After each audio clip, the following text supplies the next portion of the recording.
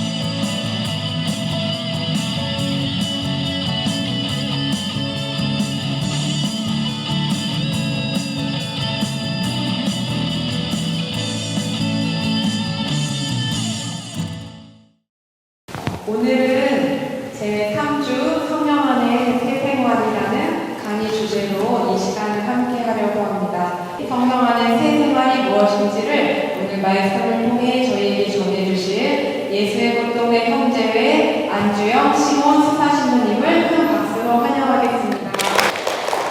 사랑합니다.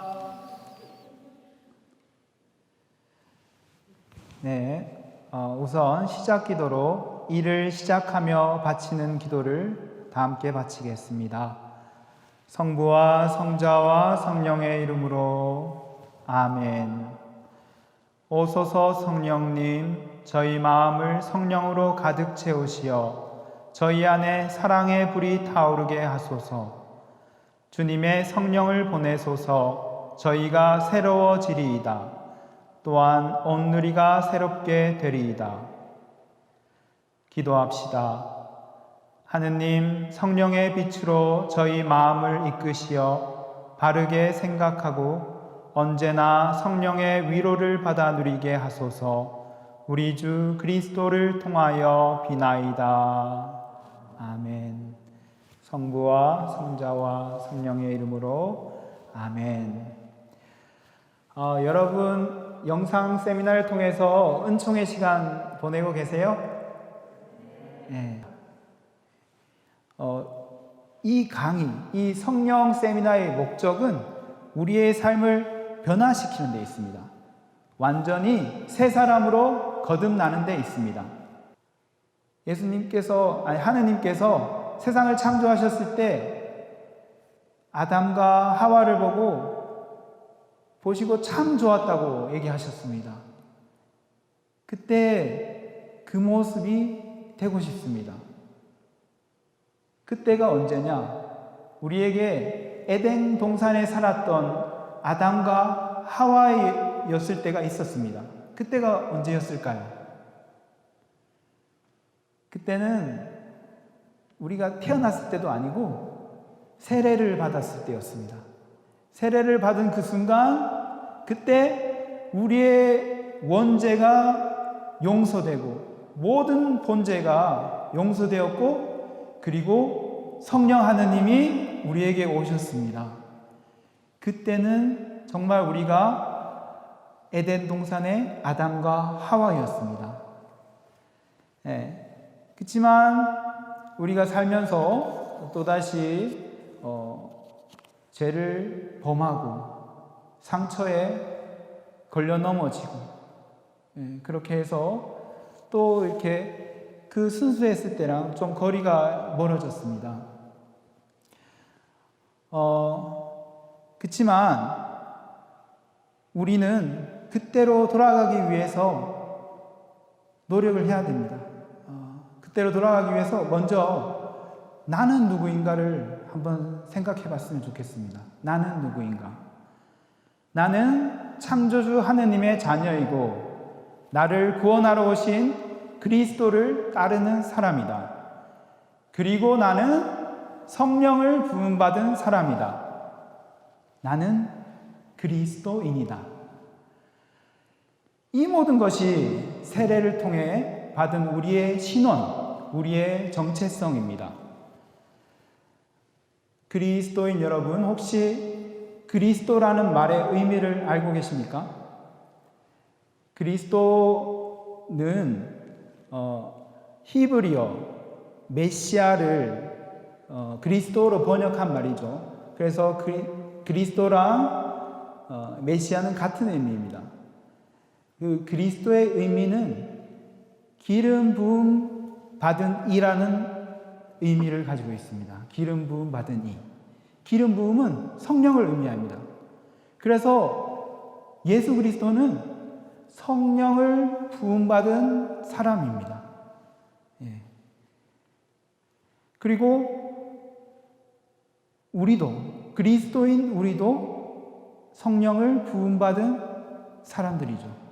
우리가 성령과 함께 하기 위해서 지금 이 세미나를 통해서 준비하고 있는 것이 바로 성령 세례입니다. 자, 그리스도인은 세례 성사와 견진 성사를 통해 성령을 부음받았는데 성령 세례는 왜 필요한 것일까요? 사도행전 2장 1절에서 4절까지의 말씀입니다. 오순절이 되었을 때 그들은 12사도입니다. 모두 한자리에 모여 있었다. 그런데 갑자기 하늘에서 거센 바람이 부는 듯한 소리가 나더니 그들이 앉아있는 온 집안을 가득 채웠다. 그리고 불꽃 모양의 혀들이 나타나 갈라지면서 각 사람 위에 내려앉았다. 그러자 그들은 모두 성령으로 가득 차 성령께서 표현의 능력을 주시는 대로 다른 언어들로 말하기 시작하였다. 제자들은 처음으로 성령 하느님을 이 성령 세례를 통해서 체험했습니다. 먼저 성사를 통해 받은 성령과 성령 세례를 통해 받는 성령을 한번 비교해 보겠습니다. 성사를 통해서나 성령 세례를 통해서나 우리는 같은 성령을 받습니다. 성령은 한 분이신 하느님의 영이십니다. 세례 성사와 견진 성사는 교회의 입문 성사이죠.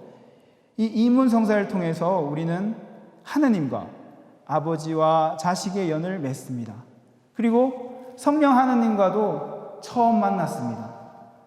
그러니까 그때 처음 받은 성령을 우리가 성령을 받았나 이렇게 인식하지 못한 채 살아갈 수 있고, 그리고 성령과 함께 살아간다는 게 굉장히 어색할 수 있었습니다. 우리 안에.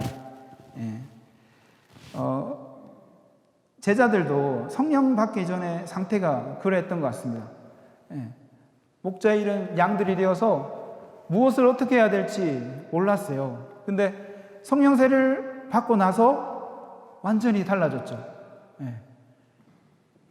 방을 박차고 나가서 우리가 기다리던 그 메시아가 여러분들이 십자가에 못 박아 죽인 예수 그리스도입니다. 예. 그렇게 박해를 무릅쓰고 외치기 시작했고요. 그리고 교회 공동체를 만들어서 그 공동체를 위해서 투신합니다. 전적으로 자신을 내던져서 그렇게 교회를 일구어 나갑니다. 성령 세례를 받은 후에 이렇게 달라졌죠. 예. 성령 세례가 주는 변화가 얼마나 큰지 제가 이제부터 제가 체험한 이야기를 해드릴게요. 먼저 아버지의 성령 세례에 대해서 말씀드리겠습니다. 저희 가정사를 먼저 말씀드려야 돼요. 저는 장남이고 제 동생, 남동생이 하나 있습니다. 저희 둘이가 태어났을 때 아버지께서는 변하기 시작하셨답니다. 어머니 말로는 어떻게 변하셨냐? 아버지가 도박을 시작하셨대요. 도박을. 예. 이제 어머니 말로는 이제 어머니가 자식을 둘이나 낳았으니까 도망 안 가겠지. 어머니가 좀 예쁘시거든요. 이제 도망 안 가겠지. 안심하시고 옛날 버릇이 나왔다고 생각하신다고 이렇게 어머니가 저한테 말씀하시더라고요. 그래서 이렇게 도박을 시작하셨어요. 제가 어릴 때는, 제가 정말 어릴 때는 제가 자다가 눈 뜨면 부모님이 싸우는 소리가 늘 그 소리를 듣고 살았어요. 아버지는 항상 똑같으셨어요. 알았어, 내가 내일부터 안 할게. 내가 다시는 안 할게. 도박 끊을게. 그런데 그게 매일 밤마다 그 싸움이 이어지는 거죠. 그러면 우리 어머니는 어떻게 했느냐? 저희 둘을 놔두고 도망갔을까요? 도망갔으면 아마 제가 사죄를 못했을 거예요. 그죠? 네. 어머니가 유일하게 위로를 받은 곳이 성당에 가서 예수님 앞에, 성체 앞에 앉아서 펑펑 우는 거예요. 1시간이고 2시간이고. 그렇게 어머니 증언에 의하면 그렇게 2시간, 3시간 울고 나서 집에 오면 또 이렇게 살 힘이 생겼답니다. 하루를 살 힘이. 그 다음날에 또 가서 또 펑펑 울고 이제 또 살 힘이 생겼다 하고 오시고 그렇게 매일같이 반복하셨는데 한날은 본당 수녀님이 스텔라 시몬 형제님 때문에 많이 힘들지? 제가 수도명을 시몬으로 받았는데 아버지 세례명이 시몬이세요. 시몬 형제님 때문에 많이 힘들지? 우리 시몬 형제님한테 성령 세미나에 한번 참석해 보도록 권하는 게 어떠냐. 그렇게 수녀님 권유로 아버지를 성령 세미나에 이렇게 오게 하셨습니다. 아버지도 착하신 분이고 그렇게 도박을 끊지 못하는 자신이 너무나 원망스러웠던 그런 상태였죠. 그렇게 해서 성령 세미나에 참석해서 아버지 지향은 안수식 때 아버지 지향은 이런 저를 이렇게 도박에 걸려서 끊지 못하고 죄인으로 살아가는 저를 당신께 봉헌하고 당신께 의탁합니다. 그리고 우리 가정을 당신께 봉헌합니다. 그런 그 기도를 안수식 내내 하셨답니다. 그래서 안수식 때 이렇게 한 사람, 두 사람 아버지 머리에 손을 얹고 지나갔는데 세 번째 사람이 오셨을 때 아버지 머리에 손을 얹었을 때 번개가 번쩍 비추면서 정말로 환한 번개가 번쩍 비추면서 아버지 눈에서는 끊임없이 회개의 눈물이 흘렀다고 하셔요. 그러면서 아버지가 쓰러지셨는데 온몸에 마비 증상이 왔다고 하시더라고요. 그래서 막 봉사들이 와서 막 주물렀다고 하시더라고요. 그러면 그걸 이렇게 들으면서 그 바오로의 회신, 사울의 회신 때가 생각났습니다. 어느 순간 번쩍이는 빛을 보고 예수님의 음성을 듣고 그리고 눈이 멀었잖아요. 그런 현상과 좀 비슷하다는 생각을 했습니다. 그렇게 성령을 체험하고 우리 아버지는 정말 180도 다른 사람이 되셨어요. 정말 놀라울 정도로 아버지가 성령 세미나 봉사자가 되셔서 지금까지 30년 넘게 성령 세미나 봉사자로 이렇게 봉사하고 있는데, 아버지 정교 왕이세요. 누굴 만나도 정교하죠. 심지어 같이 도박했던 사람들도 정교시킵니다. 그리고 그렇게 변화되면서 정말 놀라운 게, 우리 집안이 매일 부부싸움이 나는, 그리고 제가 부부싸움을 보고 자랐기 때문에 저는 맨날 말썽만 피는 그런 콩가루 집안 같았는데, 몇 년 아버지가 그렇게 성령 체험하고 몇 년 후에 크리스마스 날 어느 날 저희 부모님이 상을 받더라고요. 그래서 그게 무슨 상이었나? 그게 성가정상이었어요. 근데 그 성가정상을 그 전에도 준 적이 없고 그 후에도 준 적이 없어요. 신자들이 투표해서 성가정상을 줄 가정을 뽑았는데 저희 가정이 됐습니다. 이렇게 한 사람의 성령을 받으면 가정이 변화되고, 그 다음에 이웃이 변화되고, 직장 동료가 변화되고, 본당이 전체가 이렇게 좋은 영향을 받고 변화가 됩니다. 아멘. 그리고 아버지가 이렇게 강력한 이렇게 체험을 했다면 저는 좀 부드러운 체험을 했던 것 같아요. 제 성령 체험은 꽃동네에서. 제가 입회하기 전에 꽃동네 오니까 그 봉사자, 수도자 가족들을 위한 성령 세미나를 하더라고요. 거기에 저도 참석해서 같이 했는데, 제가 입회하고 일주일 후가 안수식이었습니다. 근데 제가 아버지한테 정말로 이렇게 많은 성령 체험담을 들었거든요. 그래서 성령 하느님이 저한테 오신다는 것에 대해서 하나도 정말 의심이 안 되더라고요. 그냥 하느님께서, 성령 하느님 나한테 오시는 날 너무 기뻤어요. 그래서 이렇게 기쁘게 참석했고, 안수식 때 이렇게 한 분, 두 분 지나가는데 저한테 아무 일이 안 일어났지만 마음이 안 조급하더라고요. 믿음이 있더라고요, 저 안에. 성령 하느님이 나한테 오시는 날. 그렇게 믿고 나니까 저 안에 제가 그렇게 믿으면서 어떤 말을 했냐면, 성모님, 이렇게 엄청난 날, 성령 하느님께서 저에게 오시는 날, 성모님 저한테 와서 안수 한번 해주세요. 근데 그 말을 제가 그냥 속으로 무심코 탁 내뱉었는데, 그 순간 제 몸이 정말로 이렇게 여러 번 이렇게 막 계속 숙여지는 거예요, 제 몸이. 성모님 나한테 안수해주고 계시는구나. 그리고 성모님께서 성모님을 손을 통해서 성령 하느님이 나에게 오시는구나. 그리고 내가 지금 성령의 선물을 받고 있다는 그런 생각을 했습니다. 그게 제 성령 세례 체험담입니다. 근데 그 후에 그런 일이 있으면서 저는 기쁨과 함께, 성령과 함께 이 수도 생활을 시작할 수 있었어요. 저 그렇게 막 외향적인 성격은 아니거든요. 이렇게 성격 검사를 해도 내향적으로 나오는데, 제가 너무나도 기쁘게 형제들한테 인사하고 수녀님들한테 인사하고, 수녀님들은 저 몰라요. 입회식 때 봤으니까 아시겠죠. 근데 다 만나면 막 기쁜 거예요. 기쁘게 인사하고, 우리 형제님이, 그때 함께 살던 형제님이, 수아님은 뭔가 이렇게 특별하다고, 어떻게 이렇게 기쁘게 지내냐고, 이런 얘기까지 들을 정도로 기쁘게 이렇게 인사하면서 기쁘게 기도하고 기쁘게 생활할 수 있었어요. 그런데 제가 성령 하느님께 받은 선물이 그 기쁨이 전부가 아니었습니다. 그 선물을 카리스마라고 합니다. 카리스마. 은사라고 합니다. 은사가 뭐냐? 은사는 하느님의 은총으로부터 오는 특별한 선물로서 교회와 세상에 봉사하기 위해 각 개인에게 주어지는 것입니다.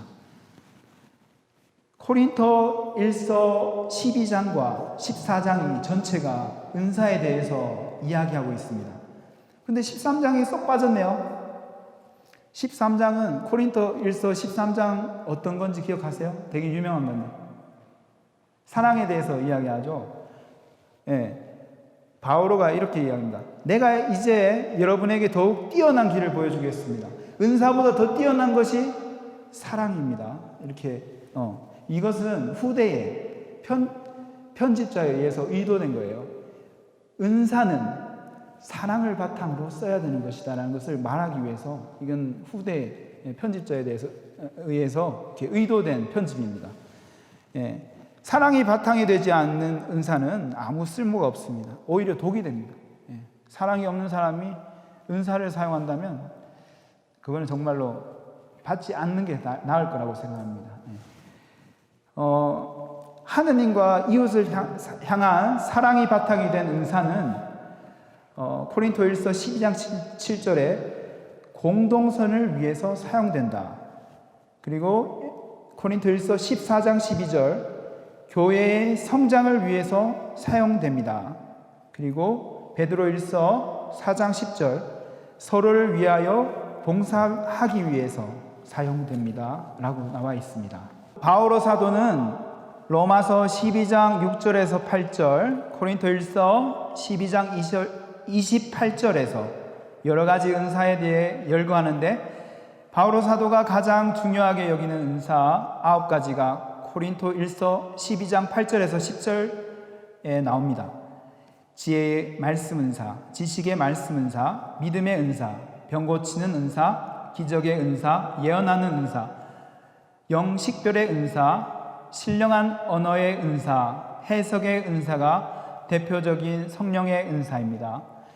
이 9가지를 공동유익을 위한 은사라고 하는데 이제부터 이 은사들에 대해서 하나하나 살펴보도록 하겠습니다.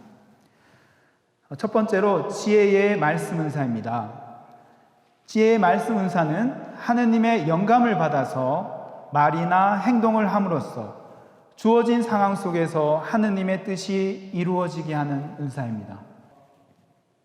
제가 우간다에 살다가 5년 동안 초소임지입니다. 사제가 되고 우간다로 떠나서 우간다에서 5년 동안 소임을 하고 그리고 이곳에 한국에 온 지 이제 넉 달째입니다. 한국에서 이렇게 소임을 받아서 생활하고 있는데 제가 여러분들께 우간다 이야기를 좀 해드리고 싶어요. 제가 갔을 때 우간다 노숙인들을 위한 시설이 석 달 후에 제가 간 지 석 달 후에 개원을 했습니다. 그래서 저는 사랑의 집에서 일을 하게 되었는데 제가 할 일은 사랑의 집이 100명이 사는데 그때 가족이 한 8명 정도 됐거든요. 그래서 가족 이제 기다리던 집이 완성됐으니까 가족분들을 한 분 한 분 모셔야겠다 해서 매주 거리로 나갔습니다. 그리고 병원을 갔어요. 병원이 굉장히 열악하거든요. 병원에다 버려집니다. 예. 그렇게 다니면서 제가 차를 몰고 다니면서 그때 했던 기도가 주님, 제가 가는 길에 정말 제 도움이 필요한 죽어가는 거린이 있다면 제가 그냥 지나치지 않게 해달라고 기도를 하면서 다녔습니다. 그러다가 이제 노숙인이 보이면 얼른 차를 세우고 가서 말을 걸고 빵과 음료수를 사서 드리면서 그리고 정말 우리가 모시고 가야겠다, 우리의 도움이 필요하다 하시는 분들이 있으면 얼른 차에 모시고 갑니다. 처음에는 거부를 합니다. 그렇지만 그 노숙인들이 이렇게 다니긴 하지만 일정한 곳에서 이렇게 돌아다니거든요. 2번 만나고 3번 만나고 4번 만나고 계속해서 설득을 하면 이렇게 결국에는 차에 타시죠. 저 외국인이고 말도 안 통해도 그렇게 따뜻하게 대할 때 이렇게 차에 타십니다. 그리고 집에 모시고 와서 함께 이발해드리고 씻겨드리고 그리고 좋은 옷을 입혀드려서 또 깨끗한 침실에 모시면 이게 스르륵 잠이 들어요. 그런 모습을 보면서 그러한 과정들이 이 꽃동네 수도자로 살면서 참 제일 행복한 시간인 것 같습니다. 네. 예수님께서 가장 보잘것없는 한 사람에게 해준 것이 나에게 해준 것이다. 이렇게 말씀하신 그 말씀을 우리가 살고 있는데, 진짜 꽃동네 수도자들은 그러한 분들이 저희의 예수님이시죠. 네. 제가 이제 우간다에서 지혜의 말씀 은사를 사용한 한 일화를 들려드리겠습니다. 그날도 이제 거리에 노숙인을 모시러 나갔는데 이렇게 가다가 이슬람 마을이 있습니다. 이슬람 마을. 이슬람 사람들은 그들만의 독특한 문화가 있어요. 이슬람 문화. 그리고 독특한 생활 방식. 그래서 그들만 이렇게 모여서 무리지어서 살아요. 그래서 낯선 사람들을 좀 경계하고 좀 낯선 사람들을 거칠게 대하는 편입니다. 그래서 근데 지나가다 길거리에 앉아있는 노숙인을 발견했어요. 그래서 저희가 그냥 지나칠 수 없죠.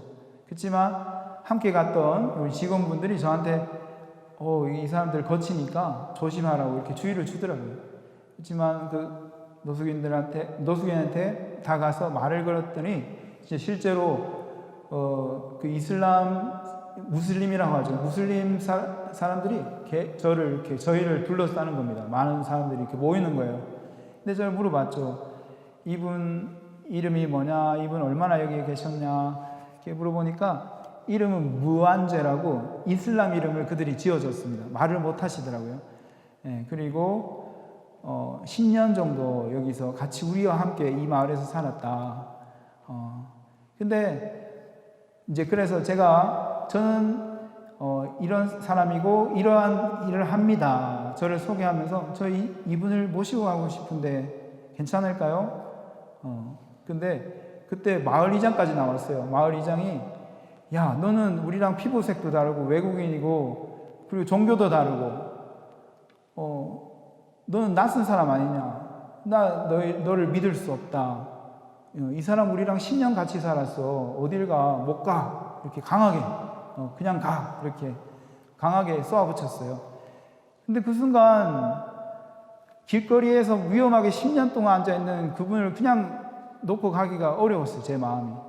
그래서 그때 순간의 찰나에 기도를 했습니다. 주님, 오신 분님, 우리의 창설자 신부님께서 창설자 신부님께 주셨던 그 지혜를 저에게도 지금 이 순간 주십시오. 여러분 아시죠? 그 신부님이 꽃동네를 처음 시작하셨을 때 사랑의 집을 짓고 있을 때 마을 유지 사람들이 와가지고 신부님 이렇게 집 지면 신부님은 정말 유명해지고 그래서 좋겠지만 이 온갖 조선 팔도의 모든 거지들이 이쪽으로 모일 텐데 어떻게 책임지실 거냐. 그때 신부님께서 솔로몬의 지혜를 청하시면서 이렇게 말씀하셨죠. 만약에 여러분들이 이렇게 어려운 처지에 있고 여러분 가족들이 이러한 처지에 있다면 내가 그러한 여러분의 가족과 여러분을 도와줬을 때 여러분은 어떻겠습니까? 그들이 한참 동안 침묵하다가 그야 고맙겠지요 하면서 이렇게 돌아가셨다는 이야기인데 제가 그 이야기가 떠오르면서 저도 우리 신부님께서 사용하신 그 지혜를 저에게도 주십시오. 솔로몬의 지혜를 주십시오. 그렇게 기도했을 때 제 입에서 이제 이 담대하게 이렇게 외칠 수 있었어요. 저는 이 무안제 형제님을 집에 모셔서 가족으로 모셔서 함께 살려고 합니다. 그런데 여러분 가운데 한 분이라도 이 무안제를 집으로 모셔서 돌봐드린다면 저는 이 무안제를 모시고 가지 않겠습니다. 그렇게 말씀드렸더니 마을 이장과 거기도 유지가 있나 봐요. 동네 유지들이 이렇게 상의를 하더니 그럼 모셔가십시오. 이렇게 얘기를 하더라고요. 그래서 몇 달 후에 무안제를 그 마을로 다시 모시고 갔을 때 그들이 너무나도 기뻐했어요. 어떻게 사람이 이렇게 멀쩡해질 수 있느냐, 이렇게 변할 수가 있느냐. 막 기뻐서 그들은 정말 기쁘면 춤을 추거든요. 막 춤추면서 환호를 하는 그런 체험을 했습니다. 그리고 다음으로는 지식의 말씀 은사에 대해서 한번 알아보겠습니다. 지식의 말씀 은사는 신앙의 진리를 가르치거나 설명하거나 설교할 때 영감을 받아 말함으로써 명확하고 설득력 있게 말하는 은사입니다. 말하는 이는 좋은 영감이 떠오르고 많은 청중 앞에서도 두려움 없이 담대하게 말씀을 전할 수 있으며 또한 큰 부담감 없이 기쁜 마음으로 강론이나 강의를 준비할 수 있습니다. 은사를 통해 강론을 하면 듣는 이들로 하여금 그 말씀에 귀를 기울이게 하고 뜨거운 감동을 느끼게 하고 삶을 변화시켜 실천에 옮기게 합니다. 제가 부재 때 이야기를 들려드릴게요.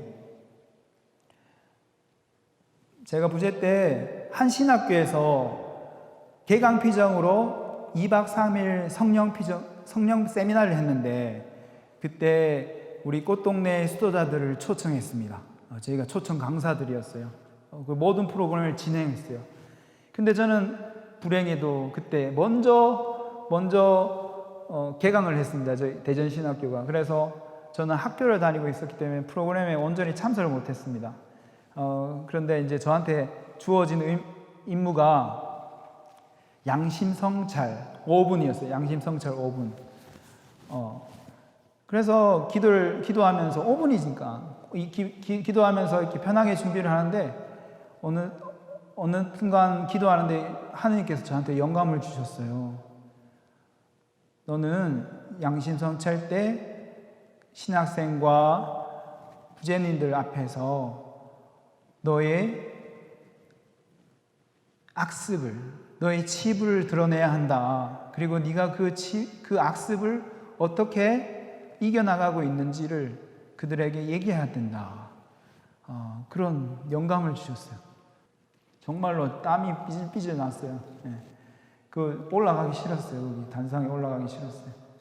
근데 올라가서 제가 어떤 마음으로 그것을 할 수 있었냐면,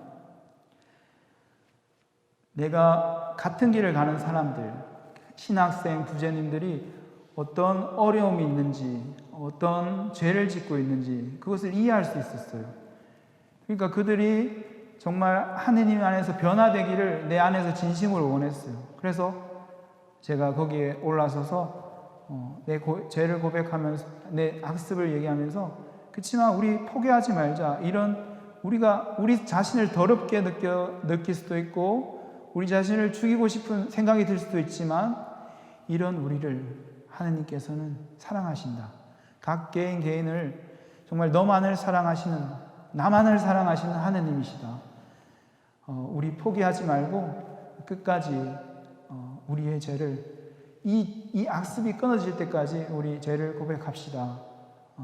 우리 성사의 은총을 믿는 우리는 포기하지 맙시다. 이렇게 그냥 5분짜리로 딱 얘기하고, 저는 내일 수업이 있습니다. 저 먼저 가겠습니다 하고 도망갔어요. 그리고 얼마 후에 얘기를 들었는데, 그 고해성사 다 마치고 신부님들과 우리 수사스님들이 간단한 다과를 가졌는데, 그 고해성사를 주신 신부님들이 하나같이 이렇게 얘기하셨답니다. 이렇게 신학생들이 솔직하게 자신의 죄를 고백하는 것은 처음입니다.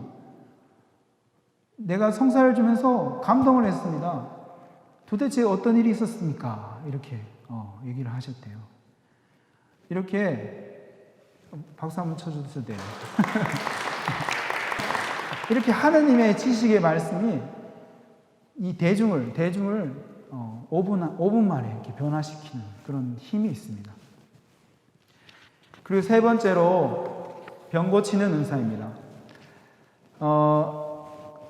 병 고치는 은사에는 육체적인 병도 치유하고 마음의 병, 영적인 병, 그리고 이 마귀 들린 사람을 치유하는 그런 은사입니다. 제가 우간다에서 가족들 모셔서 이렇게 시설에 사람들이 늘어나는데 우리 수사님들도 나가면 병원에 가면 병원에서 사람 모시고 오고 이렇게 해서 막 식구들이 막 늘어나요. 그런데 그분들이 다 마음 안에 버려진 상처가 있잖아요. 이 상처는 다 가지고 들어오는 거죠. 그러니까 시설이 엉망입니다. 하루가 멀다 하고 싸우고 문제가 일어납니다. 그런 가운데 내가 어떻게 도움이 될 수 있을까? 그래, 성령 기도회를 시작해보자. 그렇게 해서 성령 기도회를 시작하게 됐고, 그리고 후에 성령 세미나를 이렇게 하게 됐습니다. 전반기 부활 전으로 성령 기초 세미나, 저희가 지금 하는 성령 기초 세미나, 그리고 성탄 전으로 은사 세미나를 했었어요. 그리고 후에는 철야 기도회도 한 달에 한 번 할 수 있었습니다. 은사 세미나를 할 때였습니다. 거기서 병을 고치는 은사에 대해서 제가 강의를 하고, 그리고 그 강의 후에 실습을 좀 이렇게 해보는 거죠. 은사를 청하는 기도를 하고 실습을 하는 시간을 가졌습니다. 근데 그 강의를 하고 며칠 후에 우리 이웃에 비안네라는 사람이 삽니다. 그 비안네 형제님이 제 강의를 듣고 그 병 고치는 은사 세미나를 한 후에 일어난 일인데요. 한 이웃 자매님이 열이 펄펄 끓고 또 이렇게 두통이 너무 심해서 병원에 이렇게 거의 실려가다시피 남편한테 부축당해서 이렇게 가고 있었습니다. 근데 그때 비안내가 이런 생각이 머릿속에 스쳤대요. 그러니까 제가 강의했던 게 기억이 났답니다. 병을 고치고 안 고치고는 하느님의 뜻입니다. 그렇지만 우리는 사랑의 마음으로 그 사람을 위해서 손을 얹고 기도해 줄 수 있습니다. 그 말이 문득 생각이 나서 그래서 그 자매님한테 달려가 내가 잠깐 기도해 주겠다고. 그래서 그냥 손을 얹고 이렇게 기도를 한 거죠. 근데 정말 놀랍게도 자매님이 벌떡 일어나시더니 머리 안 아파 이러더니 그냥 이렇게 집으로 돌아가셨답니다. 이렇게 은사는 뭔가 특별한 능력이 있는 사람이 쓰는 게 아니라 마음 안에 사랑이 이렇게 피어오를 때 사랑이 있는 사람이 쓰는 것이라고 생각합니다. 네. 그리고 네 번째, 다섯 번째 믿음의 은사, 기적의 은사입니다. 믿음의 은사는 어떤 일이나 기도가 이루어질 것이라는 내적 확신을 주는 은사로서 기적을 이루는 바탕이 되는 은사입니다. 기적의 은사를 통해서 모세의 기적이나 예수님께서 5,000명을 먹이신 기적같이 큰 기적도 일으킬 수 있지만 정말 일상생활 안에서 작은 기적들도 일어납니다. 지난 강의 시간에 우리 타데오 선생님께서 믿음을 가지고 사랑을 가지고 아이들을 위해서 문제 아이들을 위해서 기도를 했습니다. 근데 그때마다 아이들이 변화되는 이런 기적. 사실 사람이 마음이 변화되는 거 이거보다 더 큰 기적이 있습니까? 그런 기적들이 일어나는 거죠. 사랑으로 믿음으로 기도했을 때 기적이 일어납니다. 여섯 번째, 예언하는 은사입니다. 예언의 은사란 하느님께서 어떤 개인이나 단체 또는 공동체에 전하고자 하시는 말씀을 받아 전하는 능력입니다. 하느님의 말씀을 받아서 그 말씀을 전하는 능력이에요.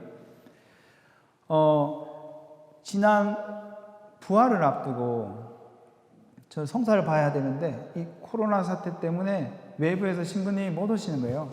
그래서 우리 형제 신부님과 함께 서로 성사를 봤습니다.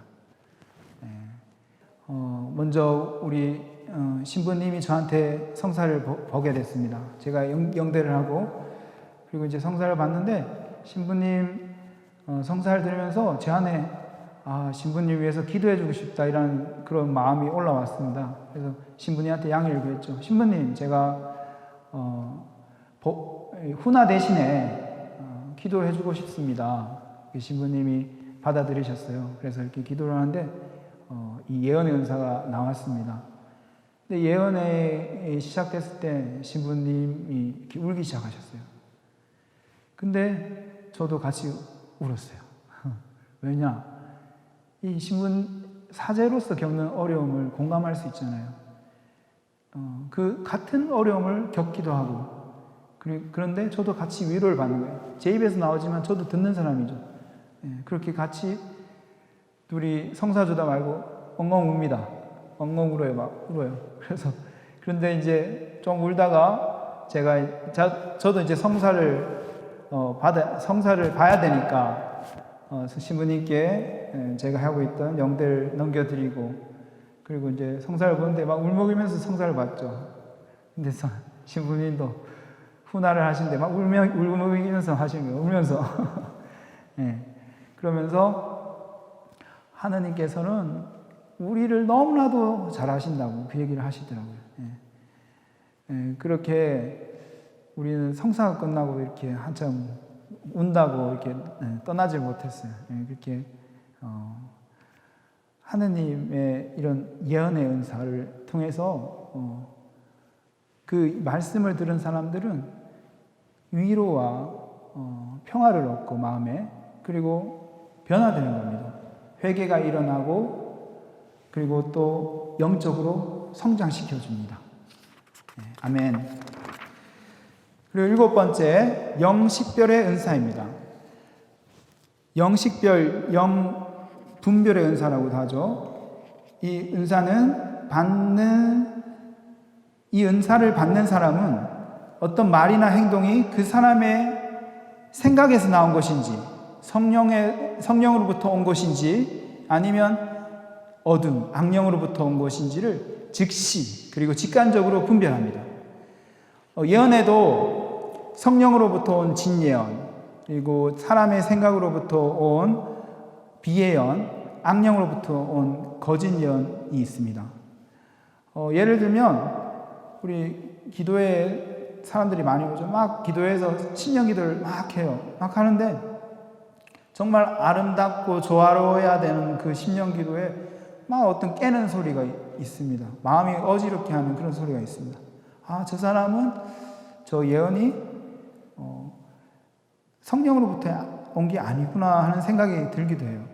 그런데 그런 직관적인 분별을 했다 하더라도 그것을 이렇게 단정 지르려면 참 위험이 따릅니다.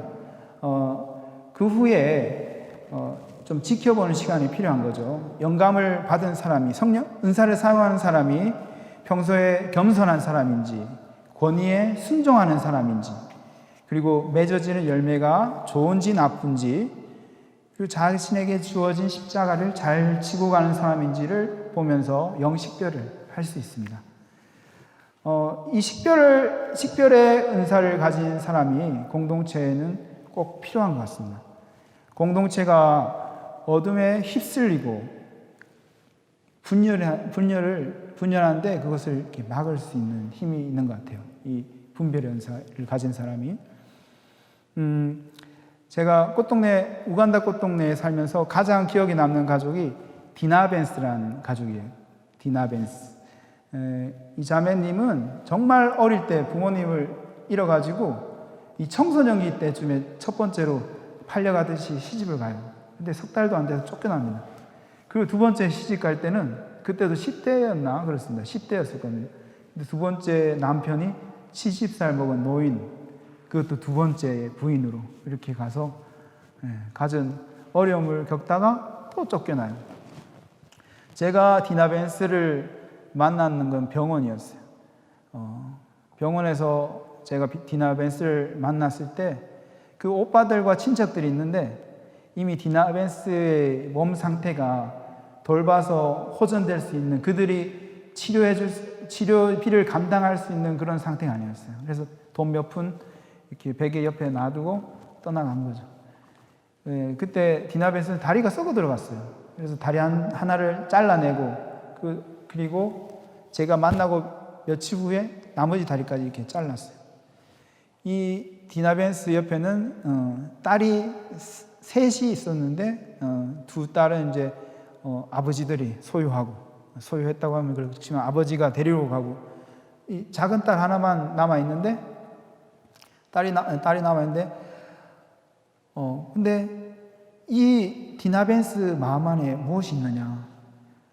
그렇게 자신을 버린 남편들에 대한 증오, 그리고 자신을 그렇게 남기고 간 형제들, 친척들에 대한 증오, 그리고 다리를 모조리 잃어버린 장애인이 돼버린 자신에 대한 원망과 증오, 그리고 또 하느님까지 정말 원망을 하셨어요.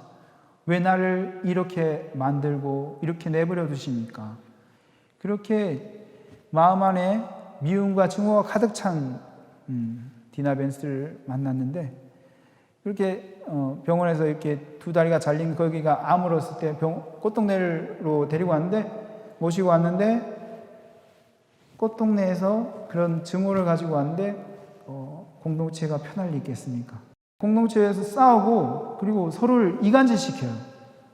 서로 악감정이 들게끔 그렇게 만들어 버리는 거예요. 그렇게 문제를 계속 일으키는 겁니다. 그래서 어느 날 제가 디나 벤스를 기도회에 초대했어요. 철야 기도했는데 철야 기도회 안수식 때 제가 디나 벤스에게 이렇게 안수를 했는데 어떤 일이 일어났냐면 갑자기 발작을 일으켜가지고 이 휠체어에서 떨어졌습니다. 떨어졌는데 막 발작을 하는데 소리를 얼마나 세게 이렇게 지르는지 자던 사람들이 다 깨버렸어요. 정말 와 이렇게 그렇게 아주 큰 소리를 지르면서 막 발버둥을 치는 거였어요. 근데 그게 기도회 때마다 그런 일이 자꾸 이렇게 반복됩니다. 계속 제가 옆에만 가도 계속 막 사시나무 떨듯이 그렇게 떠는 거예요. 그러면서 그런 반응을 보였는데 그것이 이렇게 차츰 반응이 좀 호전됐었습니다. 그러던 어느 날 우리 수련자 수사스님들 여기 계신데 프랑크라고 우간다에도 현지 수련사님 계세요. 수련사님이 이제 프랑크 수사님이 저한테 오셔가지고 이런 얘기를 하는 거예요. 너무 힘들게 얼굴이 막 죽을 상입니다. 신부님, 디나 벤스가 저에 대해서 나쁜 소문을 퍼뜨리고 다녀요. 제가 디나 벤스한테 같이 자자고 얘기했다고 그 얘기를 계속 퍼뜨리고 다닙니다. 나 너무 힘듭니다. 아, 그러냐? 수사님, 우리 디나 벤스가 어둠의 영에 시달리는 걸 잘 알지 않느냐? 기도회 때마다 보지 않느냐? 우리 좀 참고 이해해주고 기도해주자. 근데 그것을 우리 착한 수련사님이 받아들이더라고요. 그래서 같이 기도를 했는데 정말 며칠 안 가서 디나 벤스가 스스로 저한테 찾아와서 고해성사를 받습니다. 그렇게 영이 식별된 후에는 그 사람이 저지른 악행에 대해서 심판하거나 미워하는 것보다는 마음 안에 연민의 정이, 사랑의 마음이 이렇게 올라옵니다. 그래서 관대하게 그 사람의 악행을 받아줄 수 있는 것 같아요. 이미 영이 식별이 됐기 때문에. 그런데 디나 벤스는 점점 변하기 시작했어요. 자신 안에 다른 영이 있다는 걸 인지하고 노력했습니다. 매일 미사 나오고요. 기도에 안 빠집니다. 그런데 정말 점점 좋아지는 거예요. 아프리카 사람들이 무뚝뚝한데 아침에 제가 아침 미사 마치고 제 방을 나오면 늘 제 눈앞에 디나 벤스가 기다려요. 그러면서 굿모닝 이렇게 인사합니다. 그렇게 저한테도 참 고마운 존재, 고마운 사람이었고 이 미움을 일으키고 분열을 일으키던 사람이 이렇게 기쁨을 주는 사람으로 바뀌기 시작했어요. 그리고 나중에 저한테 어떤 말을 고백했냐면 신부님, Father, 나는 죽어도 꽃동네 묘지에 묻히게 해주세요. 우간다 전통에도 가족 묘지가 있어요. 가족 묘지에 이렇게 모시고 가는데 저는 여기가 제 집이에요. 그리고 꽃동네 가족들이 제 가족이에요. 우리 가족들은 저를 버렸지만 꽃동네 가족들이 저를 진정한 가족으로 받아줬습니다. 여기에 묻히겠습니다. 이렇게 얘기를 하셨습니다.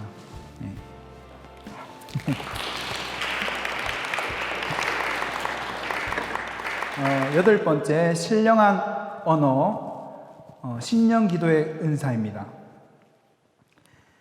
신령한 언어, 심령 기도의 은사는 성령 안의 생활과 모든 은사 활용에 있어서 기초가 됩니다. 그래서 세미나에 참석하시는 모든 분들이 청하고 받을 수 있는 은사입니다. 고린도 1서 14장 2절의 말씀입니다. 신령한 언어로 말하는 이는 사람들이 아니라 하느님께 말씀드립니다. 사람은 아무도 알아듣지 못하기 때문입니다. 그는 성령으로 신비를 말하는 것입니다. 심령 기도는 참 좋은 기도입니다. 이성으로 기도하면 때로는 하나님이 원하지 않고 내가 원하는 기도를 할 수 있어요. 나 이것 좀 해주세요. 이걸 들어주세요. 그게 하나님 뜻이 아닐 수가 있어요. 그런데 심령 기도는 내 생각도 내 말도 아닌 신비의 은혜로 하나님께서 원하시고 기뻐하는 기도를 하는 겁니다. 그래서 우리가 죄를 짓거나 마음에 어둠이 있으면 심령 기도가 안 나와요. 성령 하느님과 내가 조화를 이룰 수 있는 상태에서 심령 기도가 기쁘게 나올 수 있습니다. 성체조배할 때나 미사 중에 감사의 마음이 들 때, 그리고 평소에 기분 좋게 산책할 때, 때로는 어떤 긴급한 기도가 필요할 때, 이럴 때 심령 기도를 할 수 있습니다. 우간다에서 있었던 일을 또 하나 말씀드리면, 거기가 시골이고 또 아프리카가 생활이 열악하잖아요. 그래서 어떤 물건을 구입하려면 때로는 수도까지 나가야 될 때가 있습니다. 그렇게 해서 물건을 구입하고 오는데, 한 날도 이제 물건을 구입하러 캄팔라에 우간다 수도로 갔어요. 근데 거기서 물건을 구입하다가 제가 노숙하는 여인을 만났는데, 그 여인이 팔이 다 막 썩어 들어가는 거예요. 여기 주사 바늘도 꽂혀 있고, 가서 물어보니까 피부암이라고 하는 거예요. 사람들이 근처에 갈 수가 없어요. 냄새가 너무 심해서. 제가 봤을 땐 되게 위중한 상태였어요. 자매님, 우리 같이 좀 멀지만 나 따라가자. 우리가 치료해 줄 수 있어요. 그렇게 우리 꽃동네 공동체 설명하고 같이 가지고 갔더니 자매님 차에 같이 타셨어요. 그래서 오는데 제가 생각하기엔 너무 위중한 상태여서 제 차를 앰뷸런스로 변신시켰어요. 비상 깜빡이 켜고 헤드라이트 켜고, 그리고 이렇게 쌩하게 됐어요. 그런 긴급한 상황에서 기도가 필요했어요. 묵주 기도를 하려면 좀 위험합니다. 그래서 그때 심령 기도를 시작했습니다. 근데 제가 스토어에서 집까지 오는 3시간 내내 심령 기도를 이렇게 계속 할 수 있었어요. 하느님 도와주세요. 무사히 이 자매님을 공동체로 모셔가게 해주세요. 그런 마음으로 심령 기도를 계속 했어요. 그래서 이렇게 무사히 잘 도착해서 자매님을 이렇게 치료할 수 있었습니다. 이렇게 심령 기도는 언제 어디서나 하느님께 직접 이렇게 올려드릴 수 있는 그런 좋은 기도입니다. 끝으로 해석의 은사는 신령한 언어로 예언을 하면 그 예언을 해석하는 은사입니다. 이러한 은사가 성령 기도회를 굉장히 풍요롭게 하고 성장시킵니다. 때로는 노래로 아름답게 신령 예언을 합니다. 그러면 그 그대로 받아가지고 또 신령으로 해석을 하는 거죠. 이렇게 아름다운 신령 예언, 신령 해석을 들으면 정말 마음이 기쁘고, 기도에 참석한 모든 이들이 기쁘고, 그리고 큰 위를 받게 되는 거죠. 이제 마쳐야 할 시간이 됐습니다. 이 강의를 시청하는 여러분 모두 이 성령 세례를 받아서 성령에 힘입어 은사를 사용하는 사람이 되면 좋겠습니다. 은사를 사용하시기 바랍니다. 성령과 함께 살아가시길 바랍니다. 한 주 동안 실천할 사항을 말씀드리겠습니다. 첫 번째 실천 사항은 9가지 공동 유익을 위한 은사, 코린토일서 12장 8절에서 10절, 이 외에도 7가지 개인 경고의 은사, 이사야서 11장 1절에서 2절, 그리고 성령의 열매, 갈라디아서 5장 22절에서 23절의 말씀, 이것이 교재에 나와 있습니다. 교재를 통해서 공부하셔서 자신에게 필요한 선물을 달라고 간절히 청하시기 바랍니다. 그리고 실천사항 두 번째로, 오소서 성령님, 저를 새로 나게 하소서. 이 짧은 기도를 틈만 나면 바치시길 바랍니다. 이 짧은 기도로 성령 안에서 거듭날 수 있을 것입니다. 끝으로 전 세계의 코로나 바이러스로 인해 고통받는 사람들을 기억하며 주님께서 주시는 영감대로 짧은 글을 썼는데요. 직접 합법으로 영감을 받았지만 제가 간접 합법으로 바꿔서 읽어드리겠습니다. 이 시간 마친 기도로 이 글을 잠시 묵상하는 시간을 가지겠습니다. 성부와 성자와 성령의 이름으로 아멘. 예수님께서는 한 목숨 다 바쳐서 저희를 사랑하셨습니다. 한 생애를 다해서 우리를 살려주셨습니다. 당신 희생으로 우리 죄값을 치른 구원자 예수 그리스도를 통해 우리는 이미 구원되었으니 걱정하지 마십시오. 두려워하지 마십시오.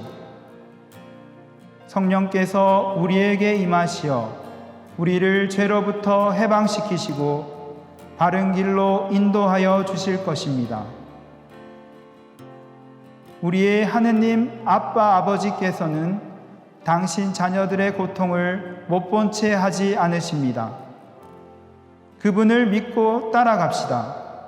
모든 것은 지나가고 해가 지면 다시 뜨듯이 모든 것이 잠잠해질 것입니다.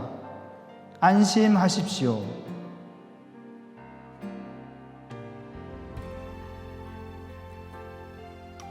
영광이 성부와 성자와 성령께 처음과 같이 이제와 항상 영원히 아멘. 성부와 성자와 성령의 이름으로 아멘.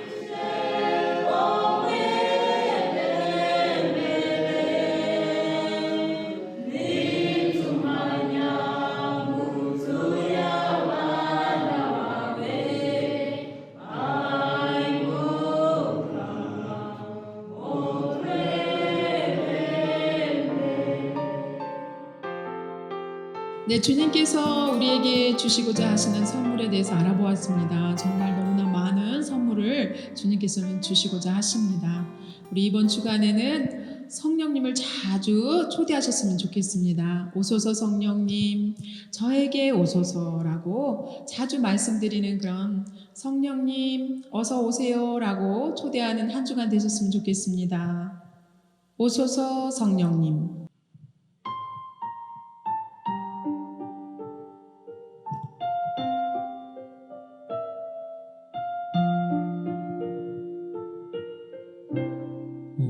오소서 성령님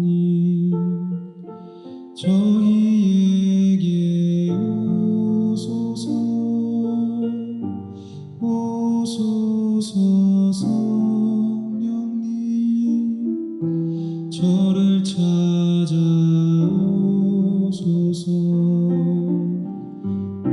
오소서 성령님 저희에게 오소서 오소서 성령님 저를 찾아오소서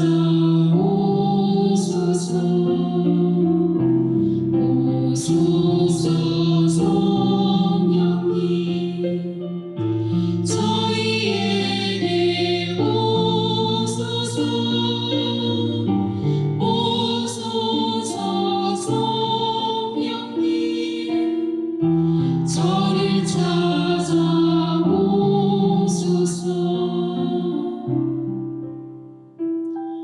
오소서 성령님 저희에게 오소서 오소서 성령님 저를 찾아오소서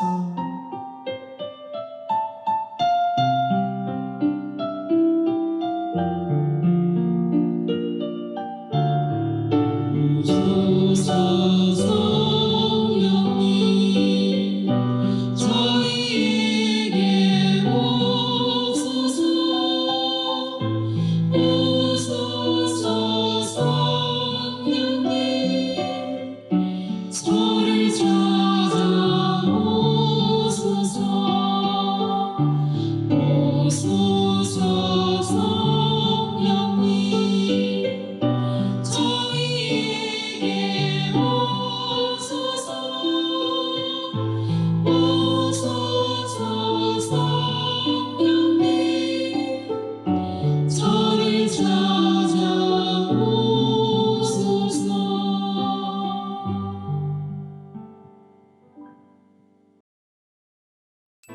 꽃동네 성령 세미나.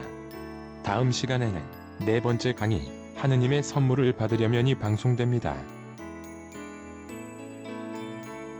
다음 주 성령 세미나 방송이 방영되기 전까지 다음의 6가지 성경 구절을 미리 읽고 묵상해 오시기를 부탁드립니다. 첫 번째, 야고보서 1장 14절. 야고보서 1장 14절. 사람은 저마다 자기 욕망에 사로잡혀 꼬임에 넘어가는 바람에 유혹을 받는 것입니다. 두 번째, 사도행전 17장 30절. 사도행전 17장 30절. 하느님께서 무지의 시대에는 그냥 보아 넘겨주셨지만 이제는 어디에 있든 모두 회개해야 한다고 사람들에게 명령하십니다. 세 번째, 에페소서 4장 32절. 에페소서 4장 32절. 서로 너그럽고 자비롭게 대하고 하느님께서 그리스도 안에서 여러분을 용서하신 것처럼 여러분도 서로 용서하십시오. 네 번째, 마테오복음 7장 13절. 마테오복음 7장 13절. 너희가 악해도 자녀들에게는 좋은 것을 줄 알거든 하늘에 계신 아버지께서야 당신께 청하는 이들에게 성령을 얼마나 더 잘 주시겠느냐. 다섯 번째, 필리피서 4장 6절. 필리피서 4장 6절. 아무것도 걱정하지 마십시오. 어떠한 경우에든 감사하는 마음으로 기도하고 간구하며 여러분의 소원을 하느님께 아뢰십시오. 여섯 번째, 코린토1서 14장 1절. 코린토1서 14장 1절. 사랑을 추구하십시오. 그리고 성령의 의사, 특히 예언할 수 있는 은사를 열심히 구하십시오. 꽃동네 TV와 함께하는 꽃동네 성령 세미나는 4월 첫째 주부터 5월 마지막 주까지 8주간 동안 매주 목요일 오후 1시와 오후 9시에 본방송을 매주 토요일 오후 1시와 오후 9시에 재방송으로 방영됩니다.